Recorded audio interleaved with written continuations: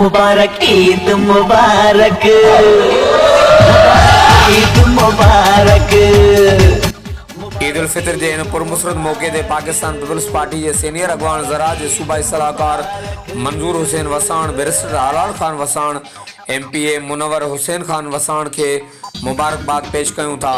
पारां Pakistan peoples party अगवान तालको नारो बादशाह खान बमरो ऐं सूफी अली बमरो। ये ईद का त्योहार है, खुशियों का है त्योहार, न तेरा है न मेरा है, ये सबका है त्योहार।